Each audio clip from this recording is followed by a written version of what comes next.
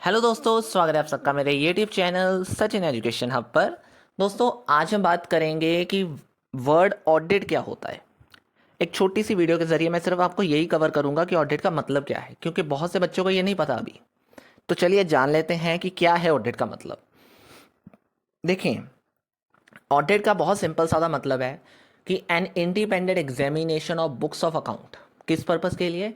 To determine the accuracy and reliability of financial statement. आपके सामने लिखा है मीनिंग। मतलब क्या था कि जब आप अपने बुक्स ऑफ अकाउंट्स को रेडी कर लेते हो, आप अपनी फाइनेंशियल स्टेटमेंट्स को रेडी कर लेते हो, P&L अकाउंट और बैलेंस शीट 31 मार्च तक बना लेते हो, उसके बाद जो पर्सन आपकी कंपनी की उस बुक्स की इंडिपेंडेंट एग्जामिनेशन करता है, उस प्रोसेस को हम नाम दे देते हैं ऑडिट का। और ये क्यों की जाती है? ताकि हम अपने फाइनेंशियल स्टेटमेंट्स की एक्यूरेसी और रिलायबिलिटी को देख सके। ठीक है, यानी कितनी सही है, कोई गलती तो नहीं हुई, उस चीज को देखने के लिए। अब ये करता कौन है? ये अथॉरिटी किसके पास है? ये है उस पर्सन के पास जो एक चार्टर्ड अकाउंटेंट है। ICAI से उसने एक डिग्री ली है, CA की डिग्री ली है, दैट इज चार्टर्ड अकाउंटेंसी की। आपने कोई कोर्स करा है, वो पर्सन इस चीज को कर सकता है। वो पर्सन ही ऑडिटिंग का काम कर सकता है। अब उसको कहेंगे क्या? क्या उसको CA कहेंगे? CA तो उसका प्रोफेशन हो गया ना। जो सीए ये काम कर रहा है, जो भी सीए जो ऑडिट का काम कर रहा है, उसको हम कह देंगे ऑडिटर। यानी कुल मिला के ऑडिट के प्रोसेस को करने वाला पर्सन कौन होता है? ऑडिटर। और क्या है audit? Very simple word, independent examination of books of account. ABC company है, उसको मैं एग्जामिन कर रहा हूं, मतलब उनके बुक्स ऑफ अकाउंट्स को मैं लेकर आया हूं, उसको एग्जामिन कर रहा हूं, उसको देख रहा हूं कि कहीं कोई गलती तो नहीं कर दी उन्होंने, कहीं कोई फाइनेंशियल स्टेटमेंट में प्रॉफिट गलत तो नहीं आ गया, कोई चीज एक्सपेंस डालनी थी वो रह तो नहीं गई, इनकम डाल दी, कोई गलत तो नहीं डाल दी। ये सब चीजों को चेक करना है। तो ऑडिट एक तरीके से ये प्रोसेस हो गई। अब इसको डिटेल में समझने के लिए आपके सामने ऑब्जेक्टिव्स आ गए हैं कि मतलब अगर आप ऑडिटिंग कर रहे हो, या एक ऑडिटर जो ऑडिट कर रहा है वो क्यों कर रहा है भाई। 4 मेन ऑब्जेक्टिव ICAI ने अपनी बुक्स में कवर करे हैं। Number 1, reasonable assurance. मतलब जब आप ऑडिट करते हो, एक कंपनी को रीजनेबल एश्योरेंस मिल जाती है।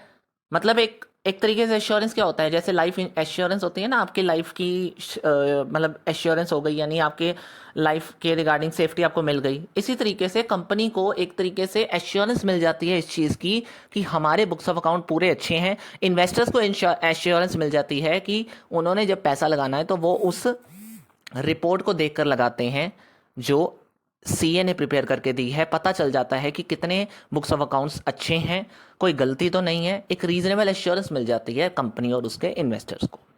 दूसरी चीज, ensure that financial statements as a whole are free from material misstatement. देखिए, कोई भी गलती या कोई भी फ्रॉड वगैरह जब होता है फाइनेंशियल मतलब कंपनी के अंदर, तो ये बैड इंपैक्ट डालता है कंपनी के लिए।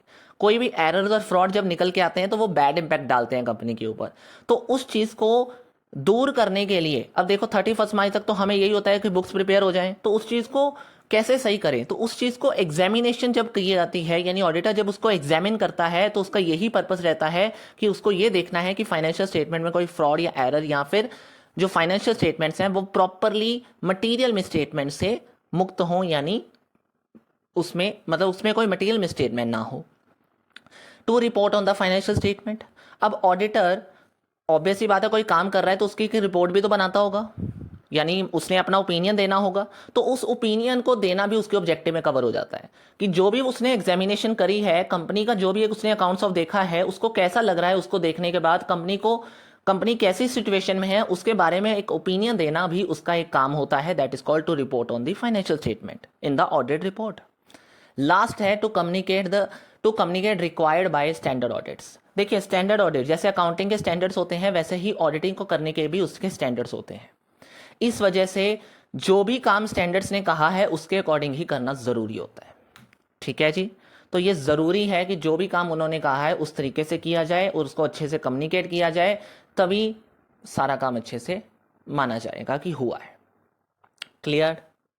This is all the functions, you can say that all things that are come under the audit. Audit क्या होता है, ये सब चीज़ें कवर हो गई। तो आई होप आपको ये चीज़ें समझ आ गई होंगी। तो आ गई हैं तो लाइक शेयर एंड सब्सक्राइब करके ज़रूर जाइएगा वीडियो को। और आई होप अब आपको ऑडिट का मीनिंग समझ में आ गया हो।